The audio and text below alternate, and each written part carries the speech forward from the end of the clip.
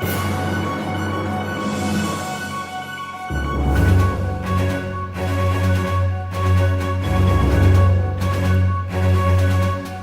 everyone, and welcome to another episode of the Average Joe Sports Show, brought to you by AverageJoeSports.com, a blog for the everyday sports fan.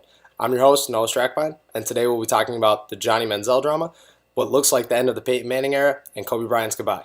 Enjoy. Looks like Johnny Football is at it again. This week there's another video released of him drinking and partying, and the Browns told him it's done. He's the third-string quarterback, and now he's the second-string quarterback now that Josh McCown's hurt, but it looks like it's the end of the Johnny Manziel era in Cleveland. Unfortunately for him, he really couldn't turn it around. I was hoping for him.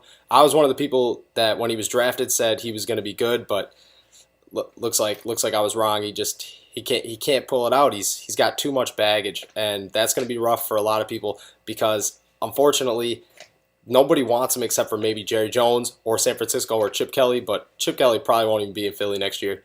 So we're going to have to sit around and see. I personally think that he's done. I want to give him another shot at all. All he does is party. He reminds me of Alex Moran from Blue Mountain State. Like, he wants to be a second-string quarterback, and he just wants to drink. Like, that's not a starting quarterback. That's not anyone who's going to win you a football game or a Super Bowl. You got to sit back and be like, hey, I don't want this guy. No one does. He's going to be a free agent next year. Maybe somebody's going to pick him up like Jerry Jones, but I doubt it. And if he does, he's going to be a backup his entire career, and he's going to get exactly what he wants. So for Johnny Football, congratulations. You did exactly what you wanted to do.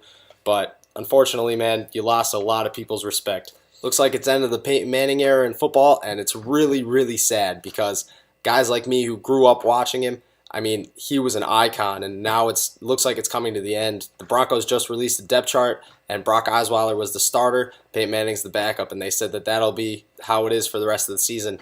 I mean, you can't blame him. When the guy's throwing 17 interceptions and he hasn't even surpassed 10 touchdowns yet, then you're really struggling.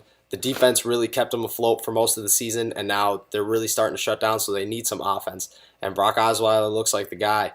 I mean, you can't blame him. But you can't knock Peyton Manning. I mean, he had one bad year. Maybe last year it was a little rough towards the end. But the guy has more records than anyone to ever play the game. And he's going to go down as a top 5 quarterback easy. Some people might argue he's the greatest of all time. I wouldn't be one of those guys, but some people would. All right, but anyways, he's done everything he needs to do to finish his career atop the NFL and retire as the best he could have been. Like, no one could take that away from him at all. So congratulations, Peyton Manning, on one hell of a career. I mean, I know you want to come back next year, but I don't think it's going to happen. No one really wants to sign you. I wish that they would. I'm a Steelers fan. If the Steelers want to take it, I will gladly have you as backup quarterback any day of the week. So, I mean, we're going to have to see what happens, but it looks like it's the end of the Peyton Manning era in football. It's really sad to see, but it was a hell of a career. No one could take that away from you.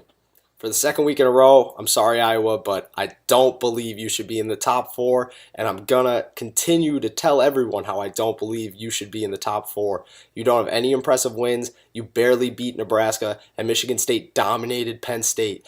In the Big 12 championship, I don't think you have a chance, and if you pull it off, congratulations. You proved me wrong. You shut me right up. But if you lose, Michigan State needs to be in that top 4, and there's no way to get around it.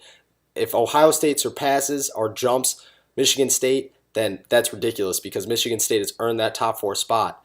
Bama, Clemson, they look like they're going to just walk away with the 1 and 2 spot because Bama put on a show against Auburn and Clemson did the same. So I don't think that they move. I think that the only person that has any chance to get in is Michigan State if they beat Iowa, and I think they will. So there should be some mix-up. Stanford, I know that they're pushing there. I don't really think they have a shot, even though they beat Notre Dame. Florida had an opportunity if they beat Florida State, but they lost. So I think that the only team that might be able to get in is Michigan State, the winner of the Big 12 championship. And if for some reason Alabama, Oklahoma, or Clemson lose their title games or their conference title games, then maybe Ohio State gets in there, but I doubt it. I think that they're all going to win. I think the Final Four is going to be Clemson, Bama, Oklahoma, Michigan State. Iowa again is out. I really don't see how they're even in there. Like, they have no quality wins except for Northwestern. Nebraska is not a quality win. They only beat Michigan State. They're not ranked. Like, you don't put Iowa in the top four when Michigan State's sitting behind them, who beat the number one team in the country at one point. So I don't know. Like, it's a very tough decision. I understand that, but they're undefeated, and that's the only thing that they have going for them. Besides that, they have nothing. They have no quality wins. So you need to put Michigan State ahead of them. On the final poll, I guarantee that it goes Clemson, Alabama, Oklahoma, Michigan State. Iowa is probably a 6 or 7 after the loss, and Ohio State's probably sitting right outside the top 4 at number 5. Maybe Stanford at a number 6. So that's my prediction for the Final Four. And I'm sorry, Iowa, but I can't give you credit until you prove me wrong. Sorry. If you love sports, hate sports, don't even know what sports are, and you read Kobe Bryant's poem, you teared up, you felt like crying, and you got crazy butterflies in your stomach, because that's exactly what it did to me and everyone I've talked to. So, Kobe Bryant, congratulations on the announcement.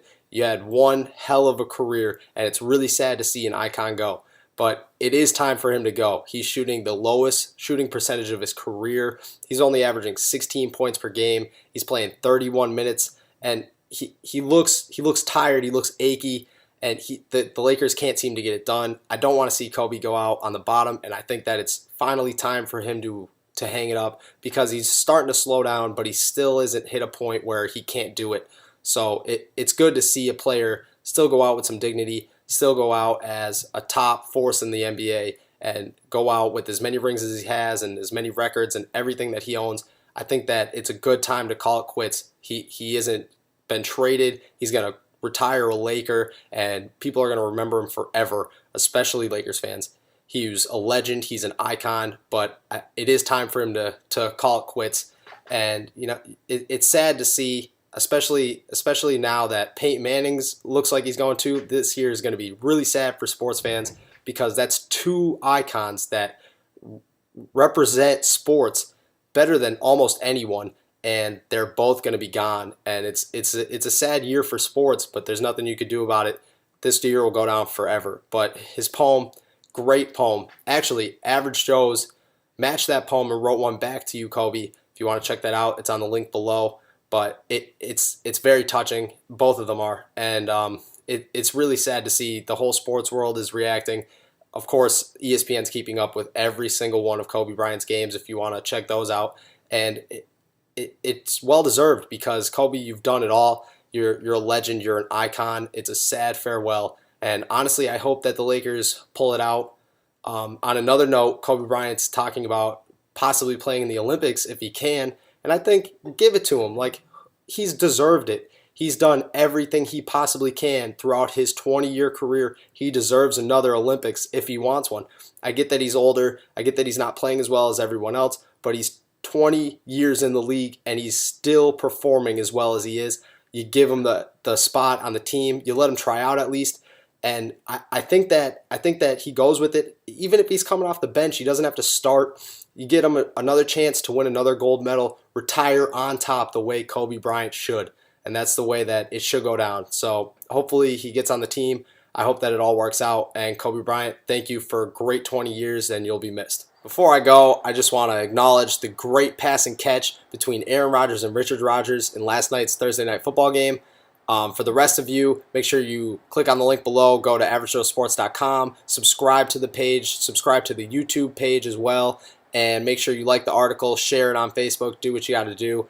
Stay tuned for next week's episode, and I hope you enjoyed this.